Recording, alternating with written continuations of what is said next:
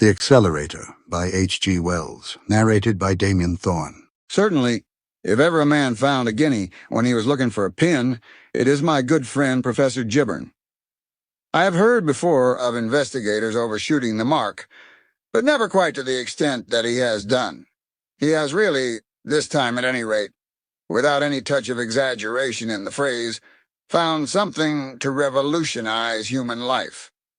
And that when he was simply seeking an all-round nervous stimulant to bring languid people up to the stresses of these pushful days. I have tasted the stuff now several times, and I cannot do better than describe the effect the thing had on me. That there are astonishing experiences in store for all in search of new sensations will become apparent enough. Professor Gibbern, as many people know, is my neighbor in Folkestone. Unless my memory plays me a trick, his portrait at various ages has already appeared in the Strand magazine, I think late in 1899. But I am unable to look it up because I have lent that volume to someone who has never sent it back. The reader may, perhaps, recall the high forehead and the singularly long black eyebrows that give such a Mephistophelian touch to his face. He occupies one of those pleasant little detached houses in the mixed style that make the western end of the Upper Sandgate Road so interesting. His is the one with the Flemish gables and the Moorish portico, and it is in the little room with the mullioned bay window that he works when he is down here, and in which of an evening we have so often smoked and talked together. He is a mighty jester, but besides, he likes to talk to me about his work. He is one of those men who find a help and stimulus in talking, and so I have been able to follow the conception of the new accelerator right up from a very early stage. Of course, the greater portion of his experimental work is not done in Folkestone, but in Gower Street, in the fine new laboratory next to the hospital that he has been the first to use. As everyone knows, or at least as all intelligent people know, the special department in which Gibbern has gained so great and deserved a reputation among physiologists is the action of drugs upon the nervous system. Upon soporifics, sedatives, and anesthetics, he is, I am told, unequaled.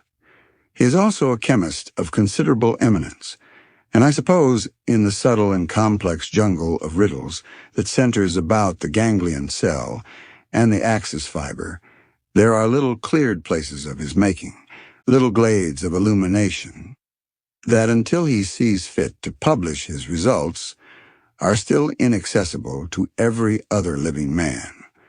And in the last few years he has been particularly assiduous upon this question of nervous stimulants, and already before the discovery of the new accelerator, very successful with them. Medical science has to thank him for at least 3 distinct and absolutely safe invigorators of unrivaled value to practicing men. In cases of exhaustion, the preparation known as Gibbern's bee syrup has, I suppose, saved more lives already than any lifeboat round the coast. But none of these little things begin to satisfy me yet, he told me nearly a year ago. Either they increase the central energy without affecting the nerves, or they simply increase the available energy by lowering the nervous conductivity, and all of them are unequal and local in their operation. One wakes up the heart and viscera and leaves the brain stupefied. One gets at the brain champagne fashion and does nothing good for the solar plexus. And what I want, and what, if it's an earthly possibility I mean to have, is a stimulant that stimulates all round, that wakes you up for a time from the crown of your head to the tip of your great toe, and makes you go 2, or even 3 to everybody else's 1. That's the thing I'm after. It would tire a man, I said. Not a doubt of it. And you'd eat double or treble and all that. But just think what the thing would mean. Imagine yourself with a little phial like this. He held up a little bottle of green glass and marked his points with it. And in this precious phial is the power to think twice as fast, move twice as quickly, do twice as much work in a given time as you could otherwise do. But is such a thing possible? I believe so. If it isn't, I've wasted my time for a year. These various preparations of the hypophosphites, for example, seem to show that something of the sort, even if it was only 1.5 times as fast, it would do. It would do, I said. If you were a statesman in a corner, for example, time rushing up against you, something urgent to be done, eh? He could dose his private secretary, I said, and gain double time. And think if you, for example, wanted to finish a book. Usually, I said, I wish I'd never begun 'em. Or a doctor, driven to death, wants to sit down and think out a case. Or a barrister. Or a man cramming for an examination. Worth a guinea a drop, said I. And more to men like that. And in a duel again, said Gibbon, where it all depends on your quickness in pulling the trigger. Or in fencing, I echoed. You see, said Gibbon, if I get it as an all-round thing, it will really do you no harm at all, except perhaps, to an infinitesimal degree, it brings you nearer old age. You will just have lived twice to other people's once. I suppose, I meditated, in a duel it would be fair. That's a question for the seconds, said Gibbon. I harked back further. And you really think such a thing is possible, I said. As possible, said Gibbon, and glanced at something that went throbbing by the window, as a motor bus. As a matter of fact, he paused and smiled at me deeply, and tapped slowly on the edge of his desk with the green file. I think I know the stuff. Already I've got something coming. The nervous smile upon his face betrayed the gravity of his revelation. He rarely talked of his actual experimental work unless things were very near the end. And it may be, I shouldn't be surprised. It may even do the thing at a greater rate than twice. It will be rather a big thing, I hazarded. It will be, I think, rather a big thing. But I don't think he quite knew what a big thing it was to be for all that. I remember we had several talks about the stuff after that. The new accelerator, he called it, and his tone about it grew more confident on each occasion. Sometimes he talked nervously of unexpected physiological results its use might have, and then he would get a little unhappy. At others, he was frankly mercenary, and we debated long and anxiously how the preparation might be turned to commercial account. It's a good thing, said Gibbon. A tremendous thing. I know I'm giving the world something, and I think it only reasonable we should expect the world to pay. The dignity of science is all very well, but I think somehow I must have the monopoly of the stuff for, say, 10 years. I don't see why all the fun in life should go to the dealers in ham. My own interest in the coming drug certainly did not wane in the time. I have always had a queer little twist towards metaphysics in my mind.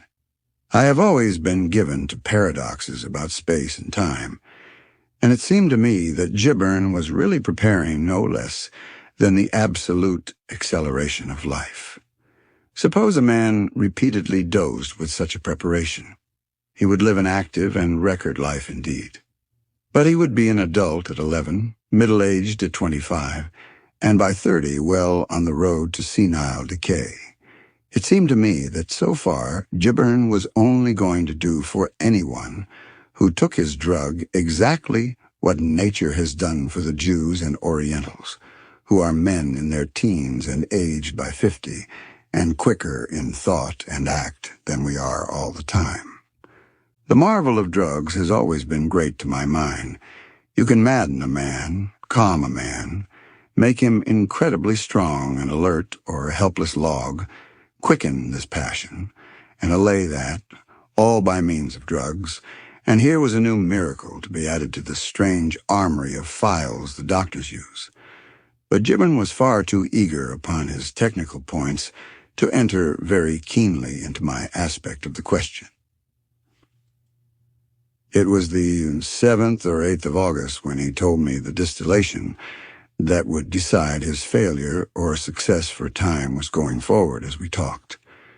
And it was on the 10th that he told me the thing was done, and the new accelerator a tangible reality in the world.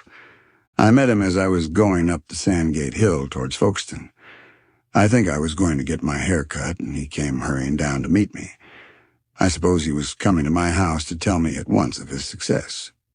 I remember that his eyes were unusually bright, and his face flushed, and I noted even then the swift alacrity of his step. "It's done," he cried, and gripped my hand, speaking very fast. "It's more than done. Come up to my house and see." "Really? Really?" he shouted. "Incredibly. Come up and see." And it does, twice. It does more, much more. It scares me. Come up and see the stuff. Taste it. Try it. It's the most amazing stuff on earth. He gripped my arm and, walking at such a pace that he forced me into a trot, went shouting with me up the hill.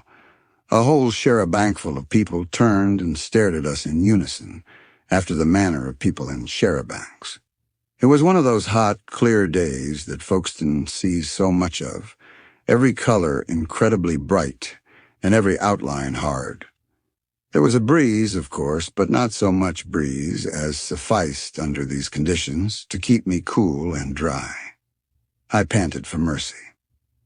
"I'm not walking fast, am I?" cried Gibbern, and slackened his pace to a quick march.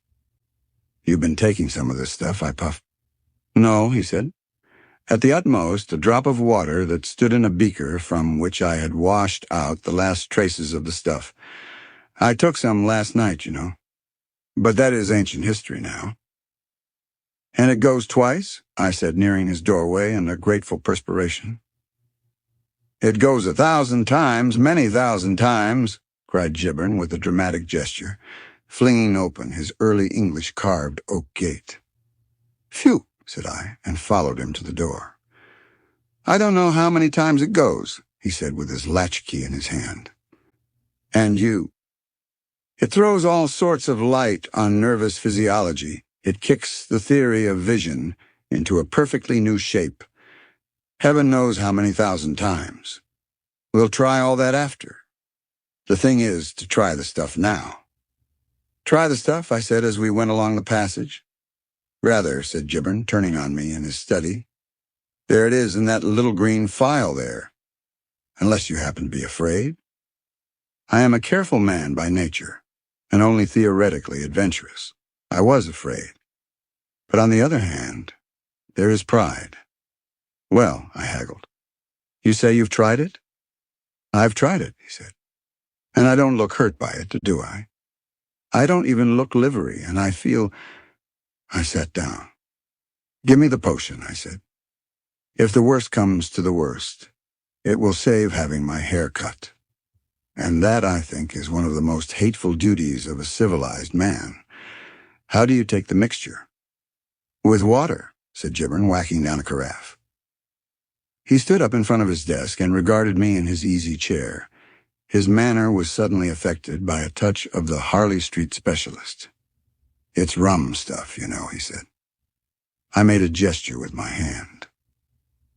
"I must warn you, in the first place, as soon as you've got it down, to shut your eyes and open them very cautiously in a minute or so's time. One still sees. The sense of vision is a question of length of vibration and not of multitude of impacts. But there's a kind of shock to the retina, a nasty, giddy confusion, just at the time if the eyes are open. Keep 'em shut." "Shut," I said. "Good. And the next thing is, keep still. Don't begin to whack about. You may fetch something a nasty rap if you do. Remember, you will be going several thousand times faster than you ever did before. Heart, lungs, muscles, brain, everything. And you will hit hard without knowing it. You won't know it, you know. You'll feel just as you do now. Only everything in the world will seem to be going ever so many thousand times slower than it ever went before. And that's what makes it so deuced queer." "Lor," I said. "And you mean—" "You'll see," said he, and took up a little measure. He glanced at the material on his desk. "Glasses," he said. "Water. All here." Mustn't take too much for the first attempt. The little file glucked out its precious contents. "Don't forget what I told you," he said, turning the contents of the measure into a glass in the manner of an Italian waiter measuring whiskey. "Sit with the eyes tightly shut and in absolute stillness for 2 minutes," he said. "Then you will hear me speak." He added an inch or so of water to the little dose in each glass. "By the by," he said, "don't put your glass down. Keep it in your hand and rest your hand on your knee. Yes, so. And now," he raised his glass. "The new accelerator," I said. "The new accelerator," he answered, and we touched glasses and drank, and instantly I closed my eyes. You know that blank non-existence into which one drops when one has taken gas? For an indefinite interval, it was like that. Then I heard Gibbern telling me to wake up, and I stirred and opened my eyes. There he stood, as he had been standing, glass still in hand. It was empty, that was all the difference. "Well," said I. "Nothing out of the way?" "Nothing. A slight feeling of exhilaration, perhaps. Nothing more. Sounds?" "Things are still," I said. "By Jove, yes, they are still, except the sort of faint patter like rain falling on different things." "What is it?" "Analyze sounds," I think he said. But I'm not sure. He glanced at the window. "Have you ever seen a curtain before a window fixed in that way before?" I followed his eyes, and there was the end of the curtain, frozen, as it were, corner high, in the act of flapping briskly in the breeze. "No," said I. "That's odd." "And here," he said, and opened the hand that held the glass. Naturally, I winced, expecting the glass to smash, but so far from smashing, it did not even seem to stir. It hung in mid-air, motionless. "Roughly speaking," said Gibbern, "an object in these latitudes falls 16 feet in the first second. This glass is falling 16 feet in a second now. Only, you see, it hasn't been falling yet for the 100th part of a second. That gives you some idea of the pace of my accelerator." And he waved his hand round and round, over and under the slowly sinking glass. Finally, he took it by the bottom, pulled it down, and placed it very carefully on the table. "Eh?" he said to me, and laughed. "That seems all right," I said, and began very gingerly to raise myself from my chair. I felt perfectly well, very light and comfortable, and quite confident in my mind. I was going fast all over. My heart, for example, was beating 1,000 times a second, but that caused me no discomfort at all. I looked out of the window. An immovable cyclist, head down and with a frozen puff of dust behind his driving wheel, scorched to overtake a galloping charabanc that did not stir. I gaped in amazement at this incredible spectacle. "Gibbon," I cried, "how long will this confounded stuff last?" "Heaven knows," he answered. "Last time I took it, I went to bed and slept it off. I tell you, I was frightened. It must have lasted some minutes, I think. It seemed like hours. But after a bit, it slows down rather suddenly, I believe." I was proud to observe that I did not feel frightened. I suppose because there were two of us. "Why shouldn't we go out?" I asked. Why not?" "They'll see us." "Not they." "Goodness, no. Why, we shall be going 1,000 times faster than the quickest conjuring trick that was ever done. Come along. Which way shall we go, window or door?" And out by the window we went. Assuredly, of all the strange experiences that I have ever had or imagined or read of other people having or imagining, that little raid I made with Gibbern on the Folkestone Leas under the influence of the new accelerator was the strangest and maddest of all.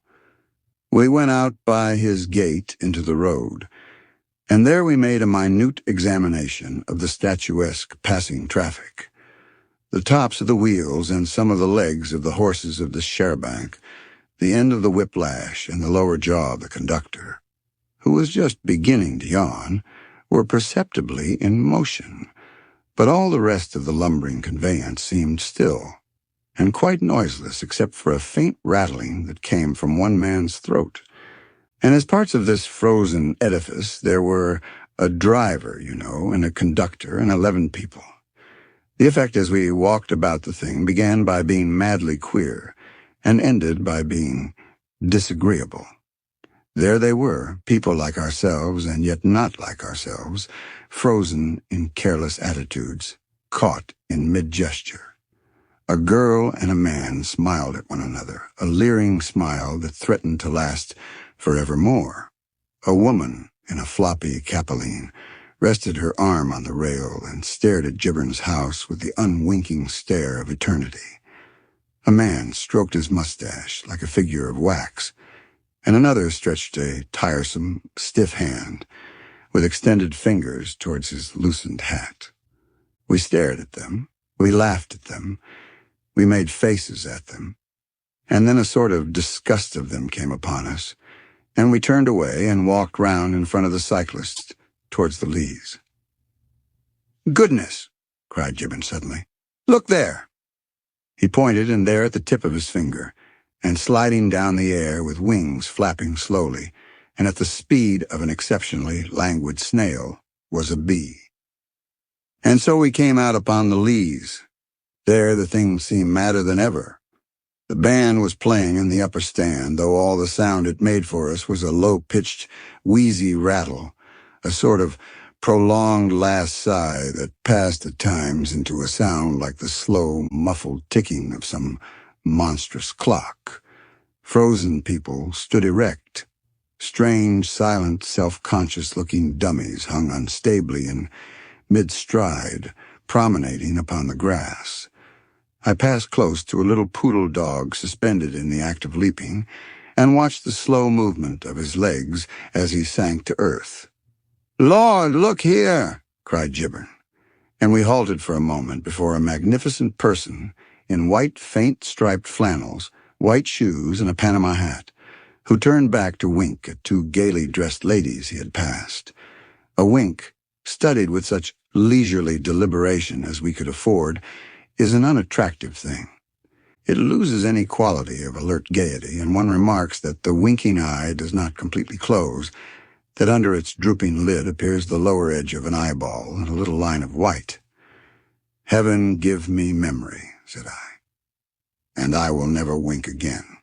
"Or smile," said Gibbon, with his eye on the lady's answering teeth. "It's infernally hot somehow," said I. "Let's go slower." "Oh, come along," said Gibbon. We picked our way among the bath chairs in the path. Many of the people sitting in the chairs seemed almost natural in their passive poses, but the contorted scarlet of the bandsman was not a restful thing to see. A purple-faced little gentleman was frozen in the midst of a violent struggle to refold his newspaper against the wind. There were many evidences that all these people in their sluggish way were exposed to a considerable breeze, a breeze that had no existence so far as our sensations went. We came out and walked a little way from the crowd and turned and regarded it. To see all that multitude changed to a picture, smitten rigid, as it were, into the semblance of realistic wax, was impossibly wonderful. It was absurd, of course, but it filled me with an irrational and exultant sense of superior advantage. Consider the wonder of it. All that I had said and thought and done since the stuff had begun to work in my veins had happened, so far as those people, so far as the world in general went, in the twinkling of an eye. "The new accelerator," I began, but Gibbon interrupted me. "There's that infernal old woman," he said. "What old woman?" "Lives next door to me," said Gibbon. "Has a lapdog that yaps. Gods, the temptation is strong." There is something very boyish and impulsive about Gibbon at times. Before I could expostulate with him, he had dashed forward, snatched the unfortunate animal out of visible existence, and was running violently with it towards the cliff of the Lees. It was most extraordinary. The little brute, didn't bark or wriggle or make the slightest sign of vitality. It kept quite stiffly in an attitude of somnolent repose, and Gibbon held it by the neck. It was like running about with a dog of wood. "Gibber," I cried, "put it down." Then I said something else. "If you run like that, Gibber," I cried, "you set your clothes on fire. Your linen trousers are going brown as it is." He clapped his hand on his thigh and stood hesitating on the verge. "Gibber," I cried, coming up, "put it down. This heat is too much. It's our running so. 2 or 3 miles a second. Friction of the air." "What?" he said, glancing at the dog. "Friction of the air," I shouted. "Friction of the air, going too fast. Like meteorites and things, too hot." "And gibbern. I'm all over pricking in a sort of perspiration. You can see people stirring slightly. I believe the stuff's working off. Put that dog down." "Ah," he said. "It's working off," I repeated. "We're too hot, and the stuff's working off. I'm wet through." He stared at me, then at the band, the wheezy rattle of whose performance was certainly going faster. Then, with a tremendous sweep of the arm, he hurled the dog away from him, and it went spinning upward, still inanimate, and hung at last over the grouped parasols of a knot of chattering people. Gibbern was gripping my elbow. "By Jove," he cried. "I believe it is.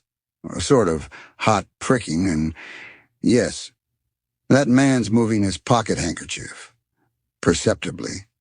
We must get out of this sharp." But we could not get out of it sharply enough. Luckily, perhaps, for we might have run, and if we had run, we should, I believe, have burst into flames. Almost certainly, we should have burst into flames. We had neither of us thought of that. But before we could even begin to run, the action of the drug had ceased. It was the business of a minute fraction of a second. The effect of the new accelerator passed like the drawing of a curtain, vanished in the movement of a hand. I heard Gibbern's voice in infinite alarm. "Sit down," he said, and flopped down upon the turf at the edge of the leas I sat, scorching as I sat. There is a patch of burnt grass there still where I sat down. The whole stagnation seemed to wake up as I did so. The disarticulated vibration of the band rushed together into a blast of music. The promenaders put their feet down and walked their ways. The papers and flags began flapping. Smiles passed into words. The winker finished his wink and went on his way complacently, and all the seated people moved and spoke. The whole world had come alive again, was going as fast as we were, or rather, we were going no faster than the rest of the world. It was like slowing down as one comes into a railway station. Everything seemed to spin round for a second or two. I had the most transient feeling of nausea, and that was all. And the little dog, which had seemed to hang for a moment, when the force of Gibbern's arm was expended, fell with a swift acceleration clean through a lady's parasol. That was the saving of us, unless it was for one corpulent old gentleman in a bath chair, who certainly did start at the sight of us and afterwards regarded us at intervals with a darkly suspicious eye, and finally, I believe, said something to his nurse about us. I doubt if a solitary person remarked our sudden appearance among them. Plop. We must have appeared abruptly. We ceased to smolder almost at once, though the turf beneath me was uncomfortably hot.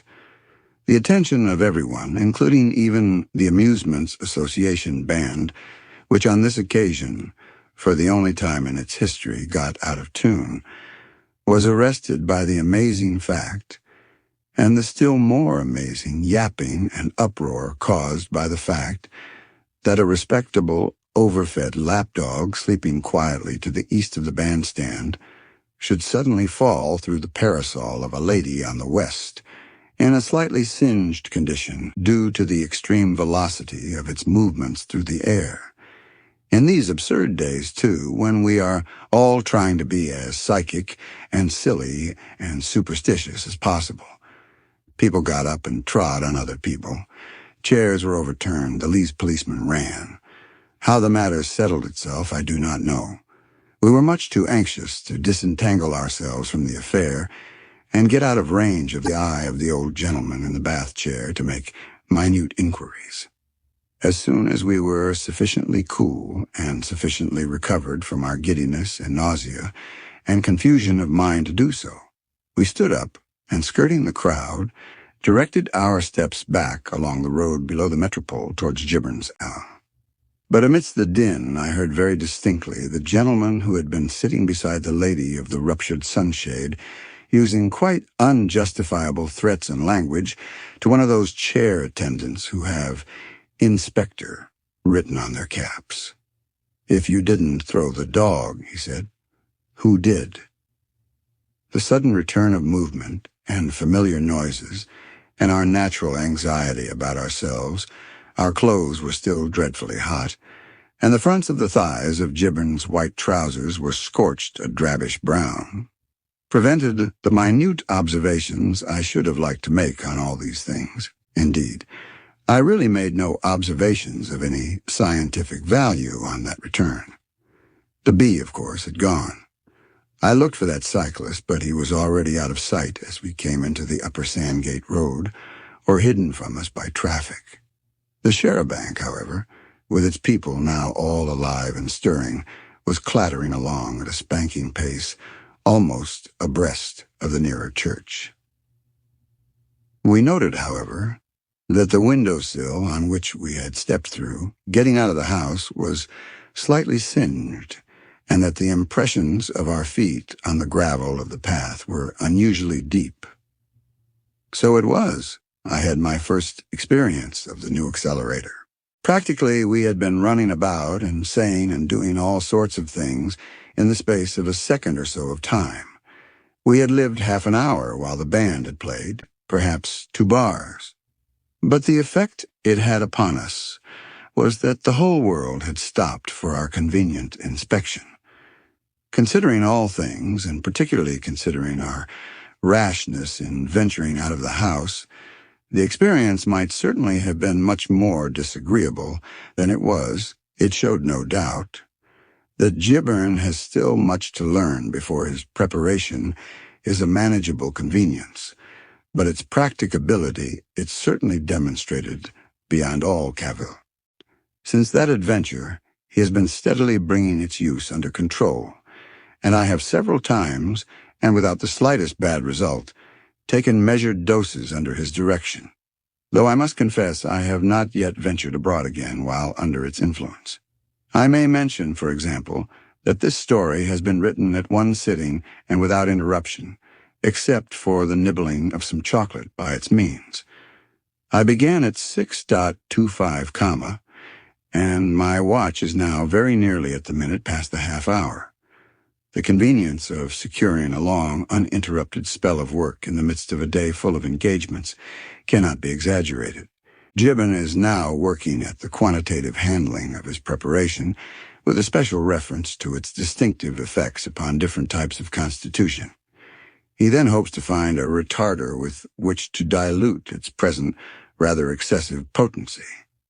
The retarder will, of course, have the reverse effect to the accelerator. Used alone, it should enable the patient to spread a few seconds over many hours of ordinary time, and so to maintain an apathetic inaction, a glacier-like absence of alacrity, amidst the most animated or irritating surroundings. The two things together must necessarily work an entire revolution in civilized existence. It is the beginning of our escape from that time garment of which Carlyle speaks, while this accelerator will enable us to concentrate ourselves with tremendous impact upon any moment or occasion that demands our utmost sense and vigor. The retarder will enable us to pass in passive tranquility through infinite hardship and tedium. Perhaps I am a little optimistic about the retarder, which has indeed still to be discovered. But about the accelerator there is no possible sort of doubt whatever. Its appearance upon the market in a convenient, controllable, and assimilable form is a matter of the next few months. It will be obtainable of all chemists and druggists in small green bottles at a high, but considering its extraordinary qualities, by no means excessive price. Gibbern's nervous accelerator will be called, and he hopes to be able to supply it in 3 strengths: 1 in 200, 1 in 900, and 1 in 2000, distinguished by yellow, pink, and white labels respectively. No doubt its use renders a great number of very extraordinary things possible. For of course the most remarkable, and possibly even criminal proceedings, may be effected with impunity, by thus dodging, as it were, into the interstices of time. Like all potent preparations, it will be liable to abuse. We have, however, discussed this aspect of the question very thoroughly, and we have decided that this is purely a matter of medical jurisprudence and altogether outside our province. We shall manufacture and sell the accelerator, and as for the consequences, we shall see. The end of the story. Please subscribe and share the channel with other audiobook lovers.